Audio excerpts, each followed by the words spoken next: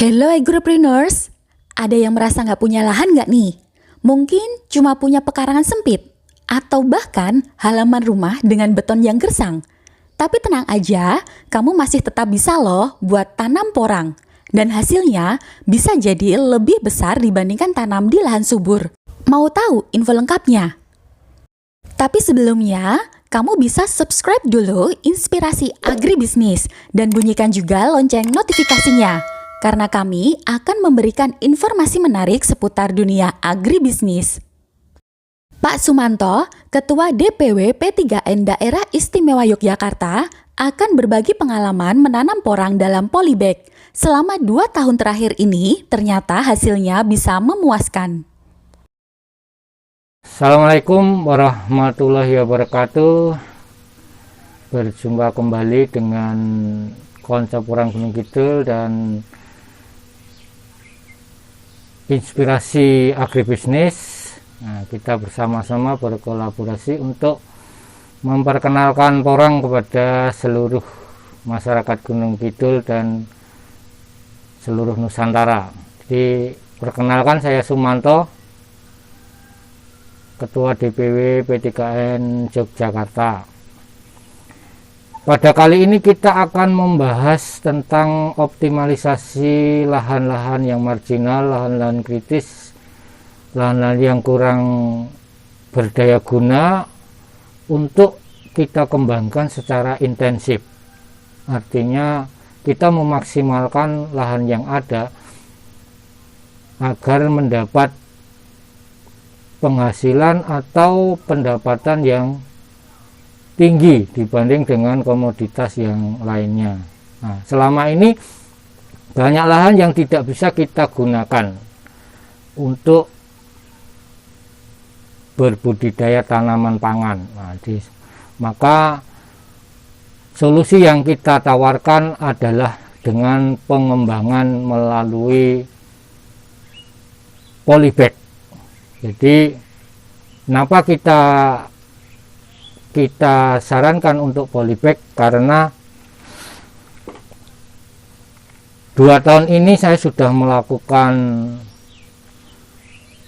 riset, melakukan penelitian, juga melakukan penanaman budidaya, dan alhamdulillah hasilnya konstan, artinya stabil dengan kondisi yang tahun lalu. Nah, maka akan kita sarankan kepada seluruh petani yang ingin memanfaatkan lahan-lahan yang kosong, lahan-lahan yang tidak yang kurang bermanfaat, misalnya di tepi-tepi jalan, misalnya di atas teras, di atas torblok, nah, ataupun kalau di Gunung Kidul adalah lahan-lahan yang di karang, ada yang dengan tanah-tanah yang tingkat ketebalannya tidak merata, yang tipis. Nah, itu maka solusi menggunakan polybag untuk pembibitan itu akan menjadi solusi yang sangat tepat. Jadi yang harus kita persiapkan adalah polybag ukuran 40 x 40. Yang sudah saya lakukan tahun ini dan tahun lalu, rata-rata satu polybag itu menghasilkan 0,5 kilo. Nah, setelah kita besarkan dari bibit 0,5 kilo itu, maka kita dapat umbi rata-rata 5 kilo. Tapi untuk pembesaran kita menggunakan lahan-lahan yang dipersiapkan secara khusus untuk fase pembesaran ini. Misalnya kalau yang kita rekomendasikan, kita menggunakan lahan yang bagus, yang pencahayaannya cukup. Karena untuk porang ini sebetulnya untuk pembesaran hanya membutuhkan waktu 5 bulan. Nah, yang 2,5 bulan untuk vegetatif, yang 2,5 bulan untuk generatifnya. Nah, sebagai gambaran awal adalah seperti itu. Nah, mengapa polybag itu menjadi jawaban bagi kita semua untuk menjadikan pengembangan porang itu lebih masif. Jadi keuntungan kita memakai polybag, kita lebih mudah untuk memproyeksikan. Jadi umbi berapa yang akan kita dapat dari penanaman itu. Nah, misalnya analisis sederhananya yang sudah kita lakukan itu rata-rata setengah kilo. Kemudian kataknya itu sampai tunas keempat. Jadi kita mendapat katak tunas pertama itu tidak ada, anggap saja tidak ada. Tunas kedua itu 1, tunas ketiga itu 4, tunas keempat itu 4. Artinya setiap polybag kita mendapat 9 katak dan mendapat setengah kilo umbi bibit. Nah, dan kita akan kembangkan nanti di proses pembesaran.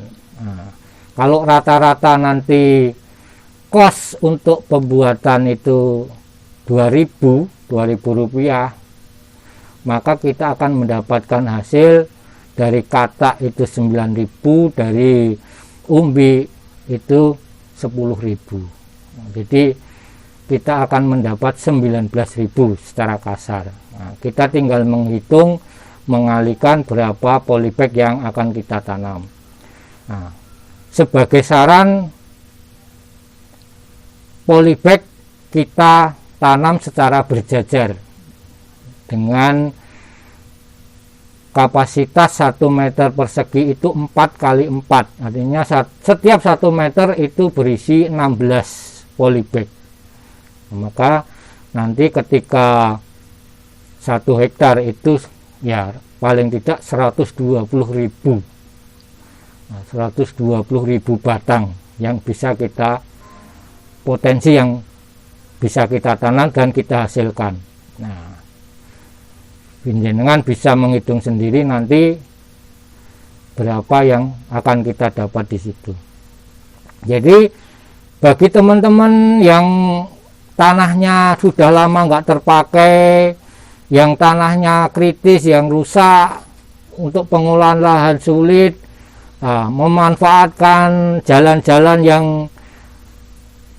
tidak terawat, memanfaatkan halaman rumah dan sebagainya, mari kita tanam dengan polybag.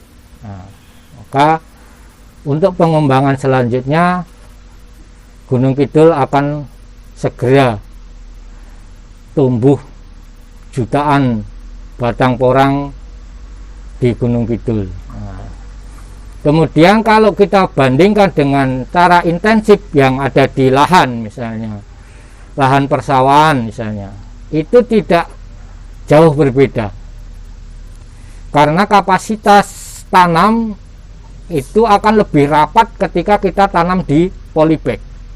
Nah, oleh karena itu harapan kita, inilah solusi buat kita semua. Harapan saya secara pribadi,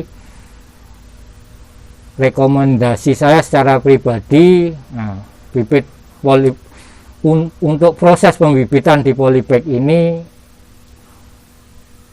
saya sarankan untuk yang mempunyai lahan-lahan yang marginal, kritis, nah, udah banyak gedung, udah banyak semen dan sebagainya.